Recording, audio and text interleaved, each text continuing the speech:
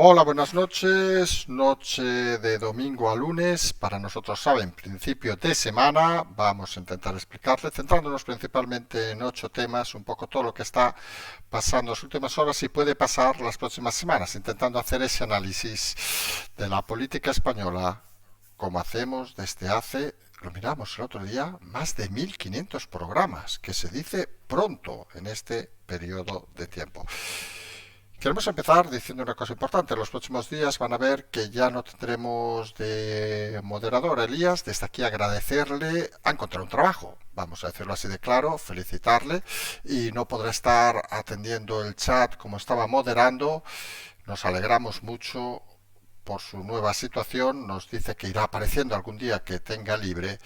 Y siempre, esas son buenas noticias. Si lo ven por el chat, obviamente, todo el mundo puede agradecerle todo este esfuerzo que ha hecho durante tantos programas con nosotros. No queríamos dejar de olvidarlo.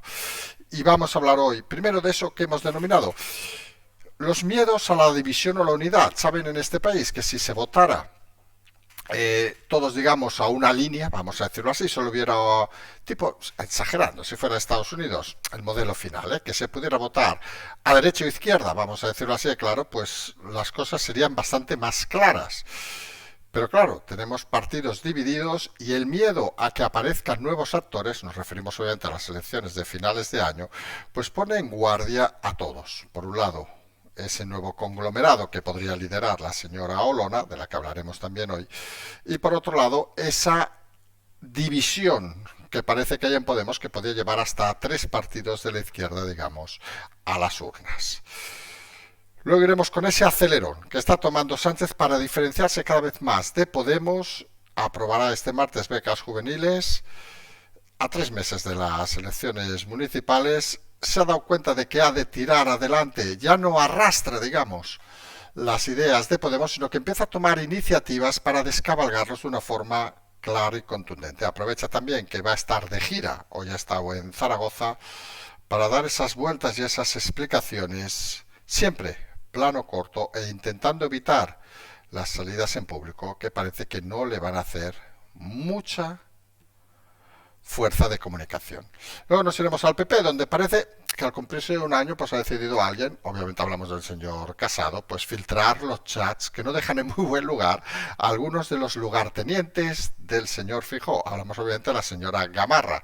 Esos chats, esos WhatsApps internos que han aparecido hoy, en fin, pues han generado el silencio, vamos a decirlo así. Al final, la clase política funciona excesivamente, creemos algunos, por una serie de condicionantes que les limita bastante la libertad y les hace muy esclavos de sus palabras y sus hechos.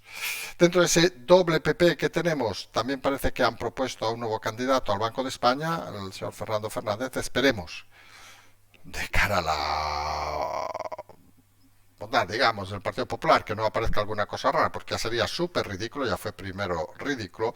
Y luego tenemos a la otra parte del PP, pues que empieza a posicionarse internacionalmente cada vez de una manera más clara. Tenemos a Ayuso, que estará por Londres para buscar confirmar a Madrid como un centro de inversiones mundial. Estuvo el otro día, recuerden, en Israel.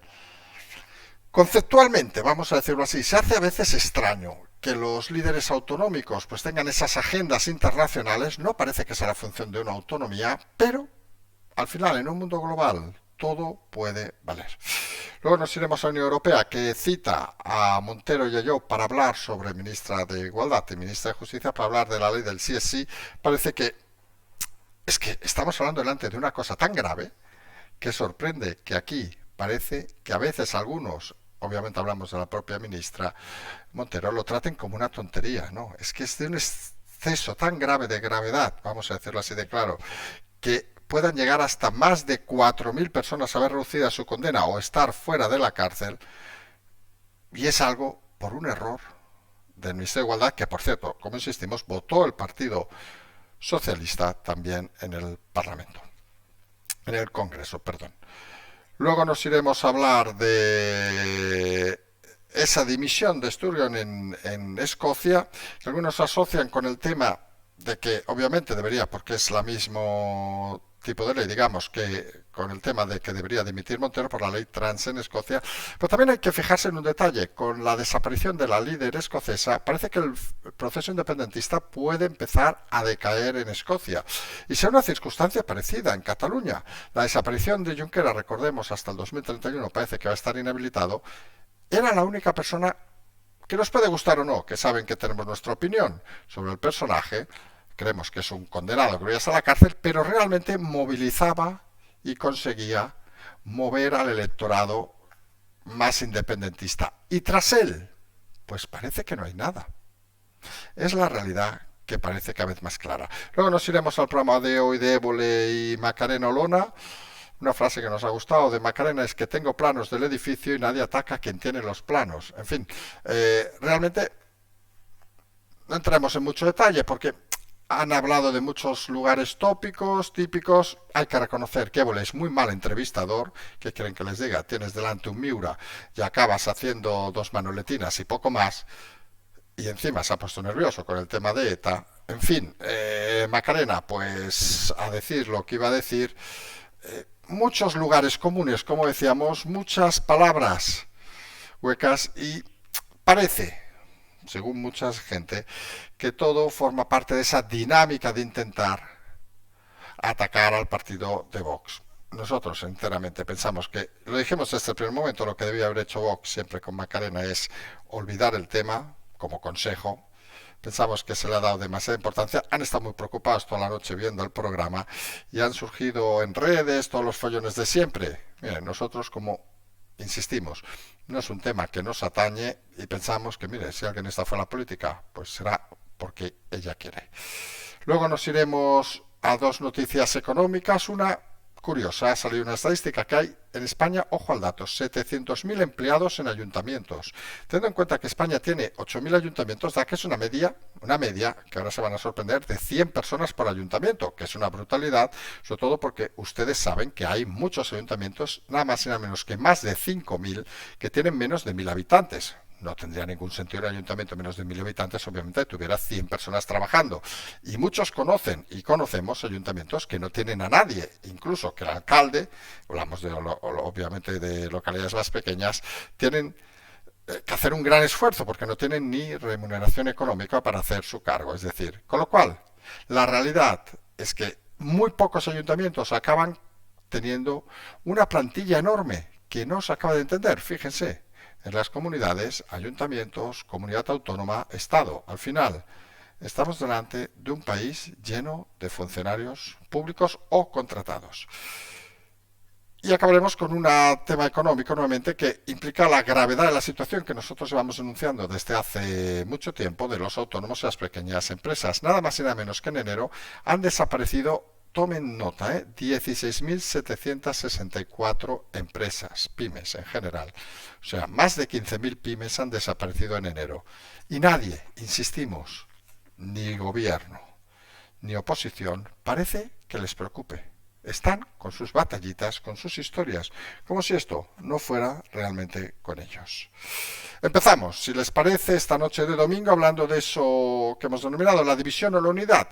Saben que se ha hablado mucho de que con la escisión en su momento de Vox perjudicó en muchas localidades, en muchas autonomías, obviamente al Partido Popular, porque los votantes, y nadie lo puede negar, que ahora votan Vox, anteriormente obviamente solo podían votar al Partido Popular. Obviamente había alguno que se iba a algún extremillo más raro, pero en principio votar al Partido Popular. Esa división que al final obliga, digamos, bien a los pactos de Castilla y León o bien a intentar desdibujar a Vox, como el caso, la actitud, digamos, de Ayuso, pues parece que puede aparecer en las próximas elecciones, sobre todo en las generales, estamos hablando en el Partido Socialista, donde, como llevamos informando, hay, digamos, ahora mismo tres líderes, vamos a denominarlos así, tres referencias. Por un lado tendríamos el Partido Socialista, obviamente, que es lo más fuerte, no vamos a negarlo.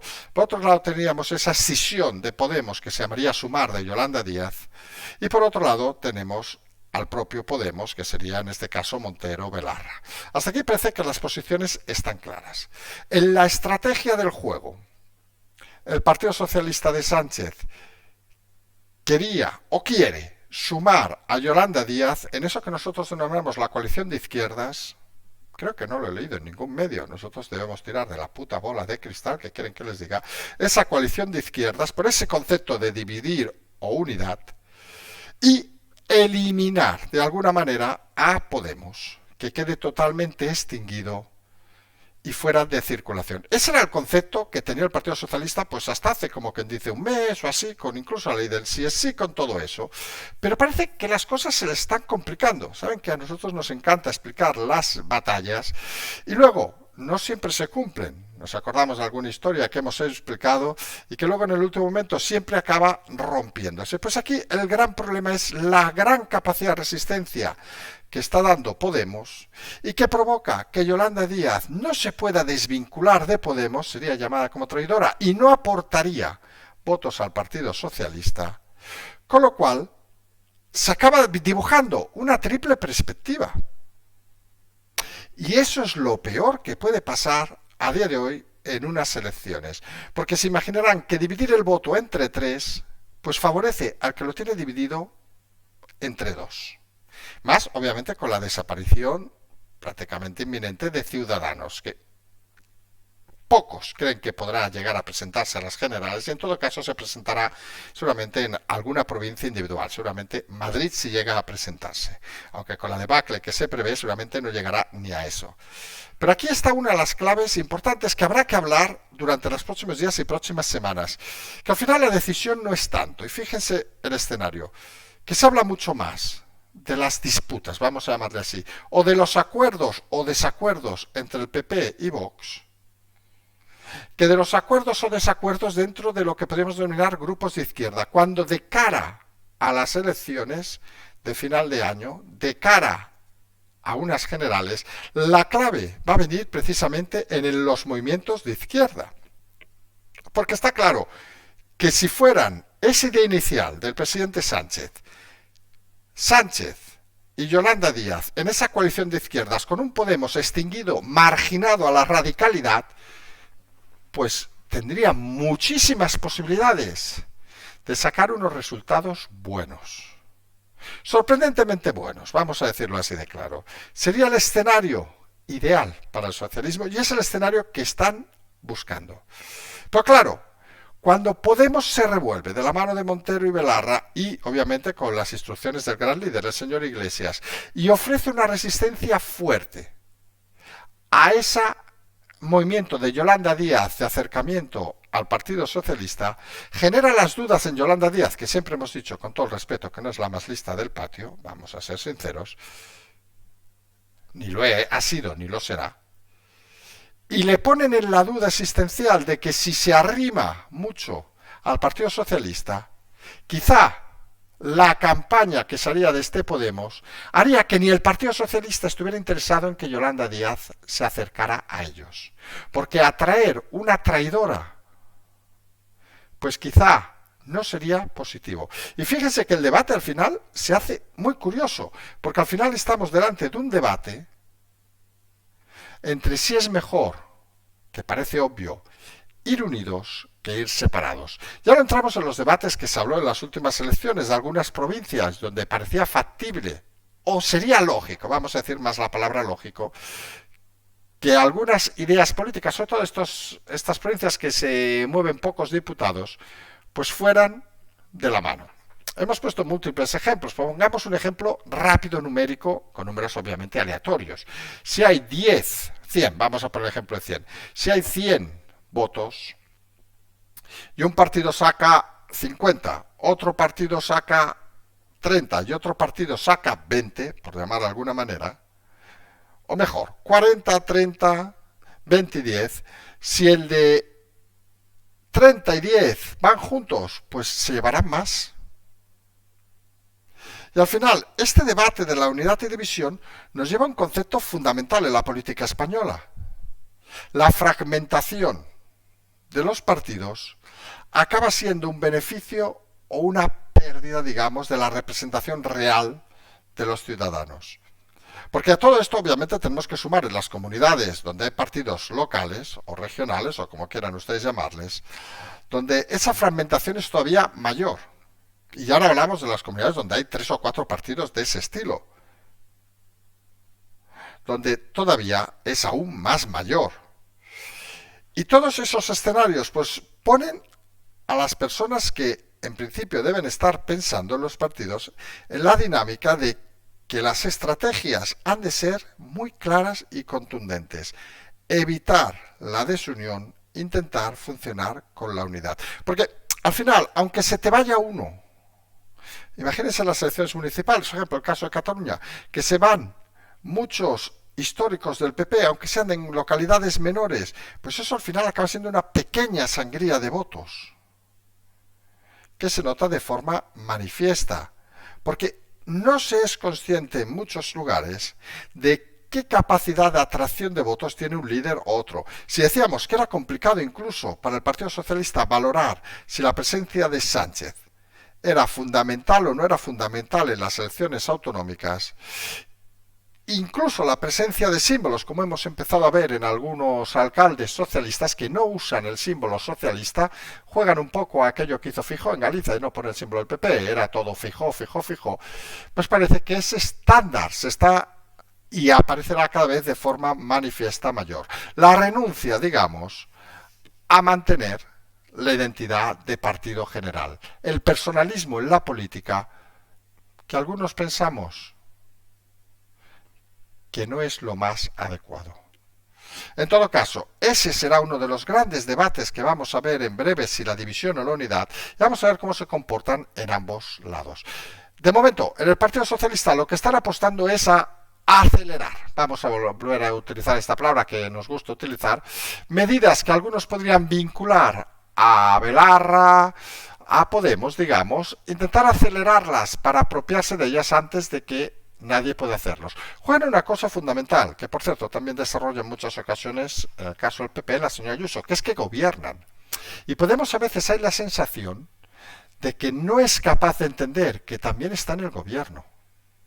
Y se pierde en las historias más radicales, vamos a decir, lo del CSI, lo del trans, porque concitan el apoyo del gobierno, pero fíjense, del gobierno, del Partido Socialista, pero lo hacen a cambio de perder una capacidad de comunicación muy grande y de que la gente asocie esas leyes que han sido votadas por los socialistas solo a ellos cuando funcionan mal.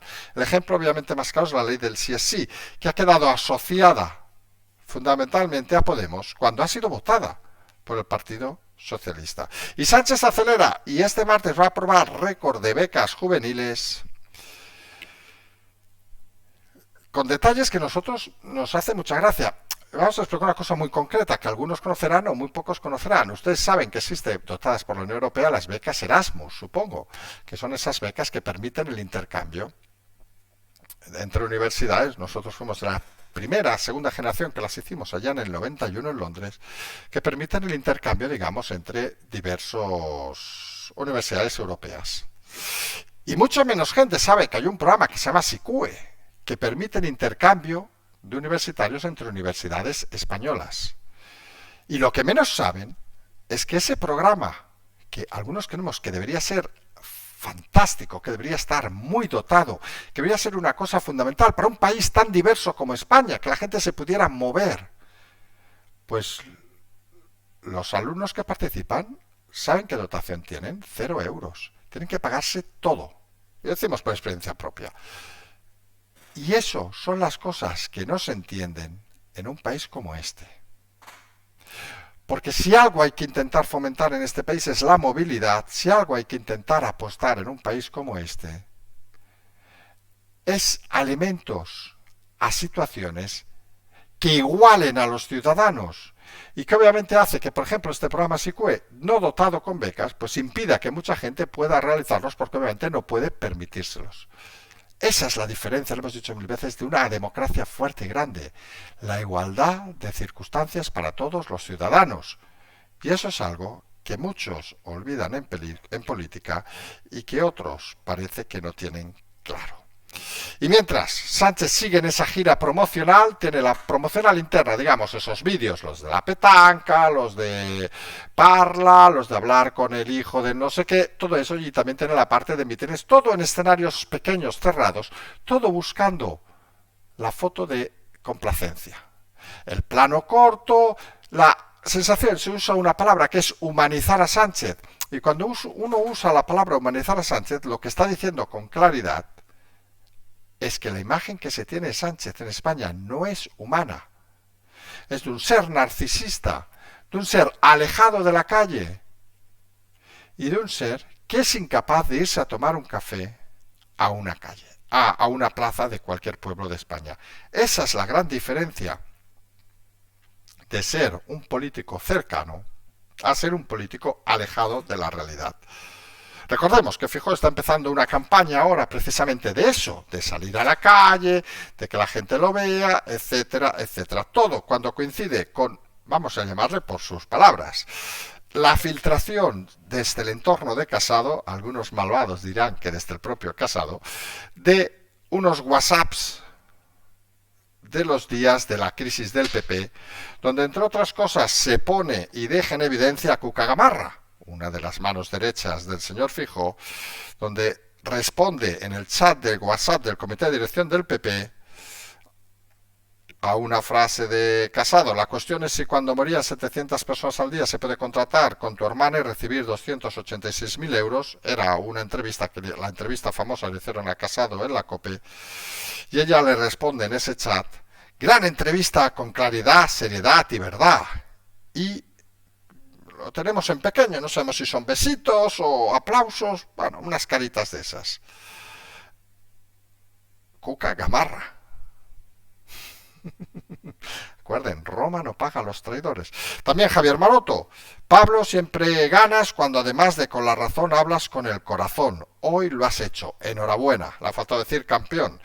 Belén Hoyo, presidenta del comité electoral del PP, está menos conocida, sincero y honesto, enhorabuena. Elvira Rodríguez, vicesecretaria sectorial: el presidente ha estado estupendo y muy clarito, y sin meterse ni dejarse meter en más jardines de los imprescindibles. Ese es el camino, ánimo. Vamos a ser sinceros. Muy mal debía ver las cosas el señor Feijóo, vamos a tirarle un capote, para, siendo conocedor de estas cosas, porque nadie se cree que no se conocieran, seguir manteniendo a buena parte de los traidores a Casado. Porque hay una cosa que no es política, es la vida misma, que cuando uno traiciona a uno, puede traicionarte a ti. Equipo de Feijóo, pueden entender lo que quieran entender, pero habitualmente un traidor lo es una y dos veces. Cada uno que interprete lo que quiere interpretar. En todo caso, el PP está delante de una oportunidad única. Tiene un partido, si fuera fútbol, rodeando el área contraria, y se están dedicando a pasar la pelotita sin profundizar de ninguna manera. Tras el fracaso, por cierto, del candidato al Banco de España, presentan uno nuevo, Fernando Fernández. Esperemos que no tenga tanto follón. Mañana habrá que leer los diarios a ver si alguien ha encontrado algo de su vida, porque se imaginarán que tras la vergüenza de la primera proclamación, que duró 6 horas, a este se le habrá investigado, vamos, hasta dónde se corta las uñas, porque es al final lo que en política, y sobre todo en la política de la desconfianza, toca hacer. Y mientras en el otro PP, vamos a decirlo así de claro, pues unos están en sus batallas internas a ver qué decían en el chat, qué no decían, que por cierto, en el fondo estaban criticando a Ayuso, vamos a decirlo así de claro, porque era la guerra que ganó Ayuso, y Ayuso está en Londres para conseguir que se convierta en un centro de inversiones europeo y mundial. Estuvo el otro día, recuerden, en Israel. La globalización permite estas cosas, nosotros lo hemos dicho en los titulares. Se hace extraño que las comunidades autónomas, que en principio parece que deberían ser la representación del Estado dentro de esa comunidad, con las limitaciones obviamente internas que eso debería conferir, la preocupación, digamos, por lo más cercano, se alargue a visitas tan internacionales. Solamente en un mundo tan global como el actual se puede entender de que al final, lo decíamos ayer, que lo importante es traer inversiones a las comunidades, competir en un mundo global y no quedarnos en la cueva de Atapuerca. En ese camino parece que está Ayuso y vamos a ver qué resultados trae. Obviamente las estadísticas parece que le están dando la razón. Y la Unión Europea pues está preocupada, obviamente, con el tema del sí es sí, para que vean que son de esas cosas que no solo se reflejan en el ámbito interno, sino también internacionalmente se ven porque no se entienden, vamos a ser sinceros. Ustedes se imaginan, vamos a poner un ejemplo rápido, que en Francia mañana se aprobará una ley que dejara libres a, hipotéticamente llevamos 500, pero según parece llegaremos a más de 4.000 libres y reducida de condena a violadores en Francia. Hombre, ustedes lo ven desde aquí, seamos claros, y dirían, ¡qué escándalo, por Dios! ¿Cómo se les ocurre aprobar eso? Pues obviamente en Europa, pues han visto eso. Y quieren hablar con la ministra Montero, que suponemos irá con la chulería típica que tiene últimamente, y la ministra de Justicia Job, que suponemos intentará quitarse el muerto de encima de alguna manera, no quiere llevarse ya el muerto, aunque hay que recordar, obviamente, que no solo ella, sino su partido votaron a favor de la ley. Veremos hasta qué punto Europa se pone firme en este tema porque ya se acumulan mucho los errores que ve continuados en el caso de España. Recordemos que, como decíamos y avanzamos también hace semanas, finalmente se ha aprobado la siguiente pago de la Unión Europea y nosotros ya dijimos que se iba a aprobar, pero se iban a activar mecanismos para un control cada vez más exhaustivo. Obviamente, lo normal. Seamos sinceros. Y hoy ha aparecido esa entrevista grabada hace 2 semanas de Évole a Macarena Olona. Una entrevista donde nos ha hecho mucha gracia algunos puntos. La hemos visto entera, lo admitimos. Teníamos cierto interés en verla. Y aparte de una frase, hay unas cuantas frases buenas de Macarena Olona. Tengo los planos del edificio y nadie ataca a quien tiene los planos, en referencia a los incidentes de temas que ha tenido. Se ha quedado todo, parece en un... A ver, ¿cómo le decimos esto? Nos ha dado la sensación, no vamos a hacer tampoco un gran análisis, se lo vamos a confesar, porque creemos que es un tema que no debería suscitar mucho interés en la política actual, porque unos lo utilizan y otros creemos que se exceden en estos temas. Es alguien que ya no está en la política, claro, supongo que puede ser interesante o no, pero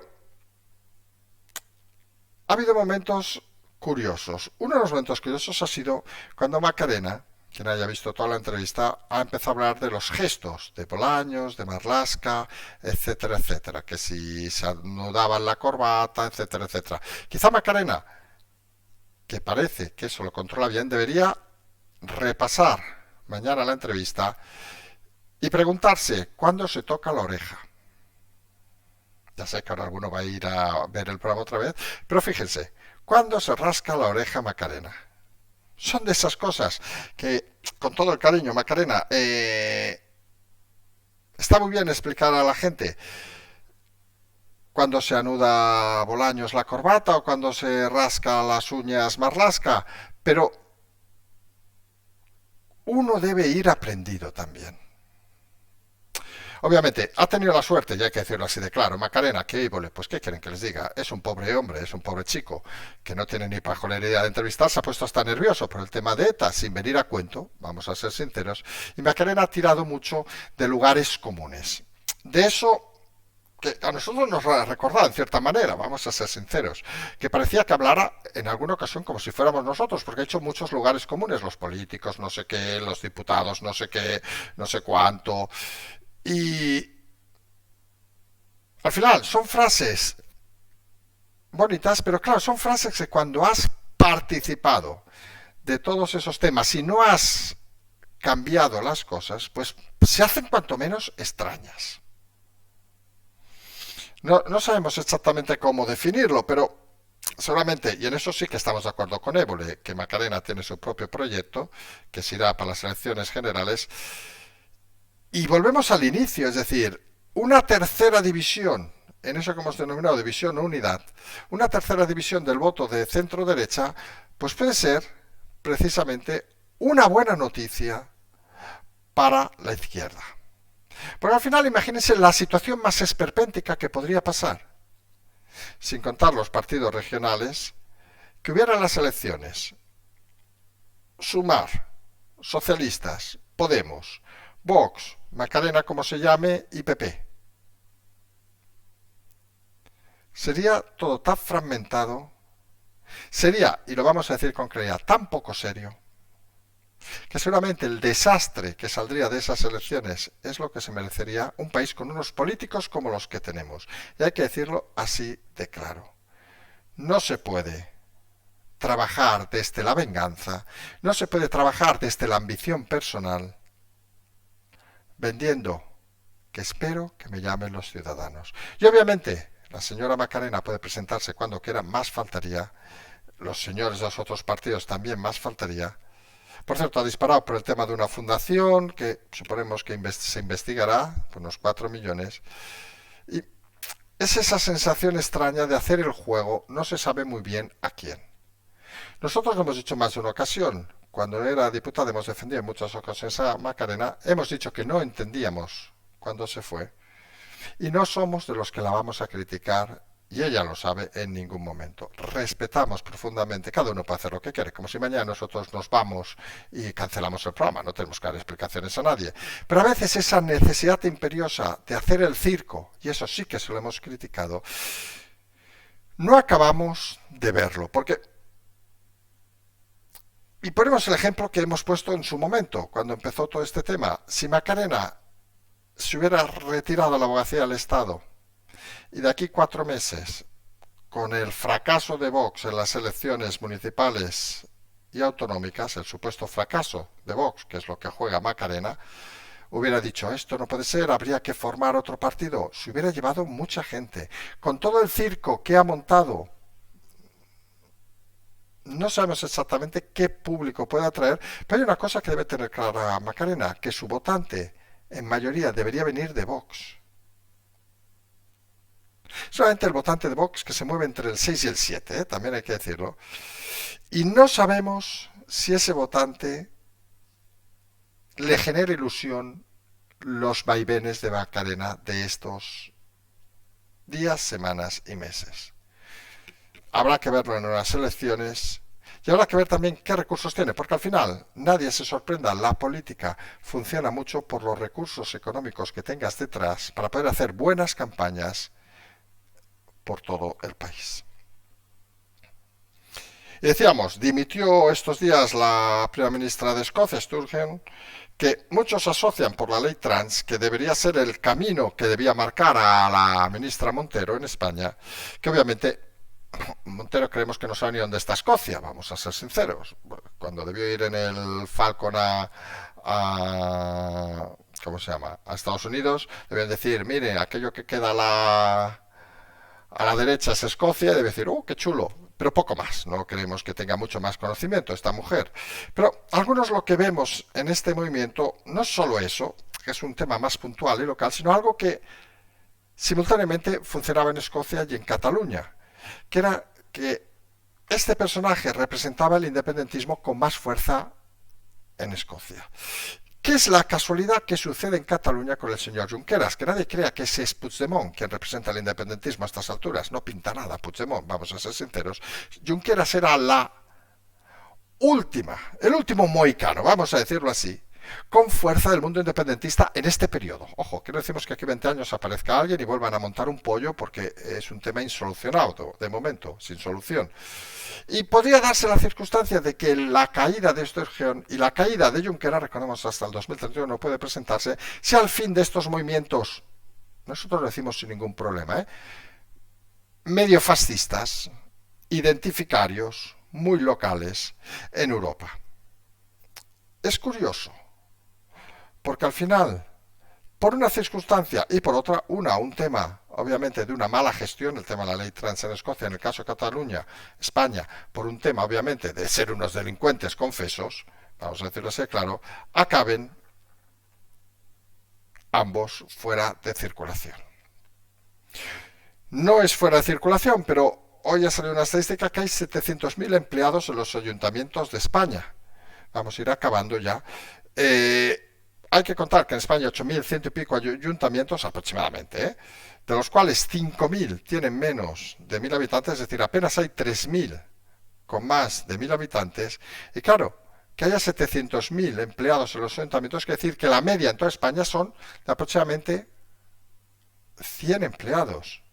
Pero claro, si reducimos a esos 3.000 tienen una media casi de 300 empleados con poco más de 1.000 habitantes. Obviamente hay ayuntamientos que tienen miles de empleados, Barcelona, Madrid y otras. Pero esto lo que nos lleva es a una situación y una pregunta compleja. ¿Es necesario esa dotación en los ayuntamientos cuando hay diputaciones, cuando hay autonomías, cuando hay Estado central? Hombre, algunos creemos que no. ¿Saben aquella estadística que decía que en el 77, me parece que era, el número de funcionarios era creo que era una sexta parte de los que hay ahora? Y creo que todo el mundo será consciente de que desde el 77 a ahora, hombre, pues la informática, los procesos han cambiado mucho. Y precisamente en ninguna empresa, ya no hablamos de sectores como concretos, en ninguna empresa que se haya automatizado, obviamente, hay más trabajadores que había en aquel momento. Todo lo contrario. Se hace curioso porque utilizamos un término económico que se llama el Fordismo, quien sepa más o menos. Se hablaba en los años 60, 70, que era la transición del Fordismo a la flexibilidad. El Fordismo sería aquello de estar con una llave inglesa, moviendo una pieza del coche, por lo de Ford. Y la flexibilidad era obviamente lo que cada vez tenemos más cerca, vivimos desde hace años. Pero es curioso, los ayuntamientos parece que están pasando de la flexibilidad al Fordismo. Es decir, miles de puestos que parece que no tienen sentido y que se usan para mover una tuerca y para mantener a mucha gente fiel dentro de las estructuras públicas. Y luego, ¿quién lo paga? Obviamente, las pymes. Y el dato que ha aparecido es que durante enero de este año han desaparecido, y ojo al dato, 16.764 pymes en España. Pymes, autónomos, todo lo que quieran sumar. Y saben lo peor, que con estas más de 15.000 desapariciones, ni el gobierno, ni la oposición plantean nada serio para solucionarlo. No haremos la extrapolación fácil, porque se imaginan que 16.764, si nos dedicáramos a una multiplicación rápida, que como pueden imaginarse, pues nada, nos hemos cogido aquí la calculadora y 16.000, si todos los meses fueran uniformes, 764 por 12, nos daría que desaparecerían 200.000 empresas a este ritmo en un año en España. 200.000 empresas en un año en España. Sería una cifra alucinante, vamos a decirlo así de claro, sería una cosa sorprendente y sería de esos temas que lo peor es que nadie diría nada. Ni el gobierno ni la oposición están ahora mismo planteándose ningún escenario. Piensen que actualmente en España existen más de 3 millones de empresas, 200.000 sería casi el 10% del tejido industrial y económico que desaparecería de España. El 10%, y no escuchamos ningún plan serio del gobierno para protegerlas, ningún plan serio de la oposición para protegerlas. Y lo más importante de proteger, obviamente, serían a los autónomos, a los que no solo se les abandona, sino se les asesina en cualquier esquina, ante la complacencia de los políticos, que como tienen el sueldo garantizado, les importa un carajo todo. Empezamos la semana. Vamos a ver cómo se desarrollan esos momentos de división, unidad, que esto, seamos sinceros, no va a decidirse mañana ni pasado mañana, pero que ponen en el escenario análisis nuevos en una coyuntura cada vez más complicada. Patreon, canal Transferencia, nos emplazamos a mañana en esta semana que será, como siempre decimos, cuanto menos interesante. Como siempre decimos, seguimos.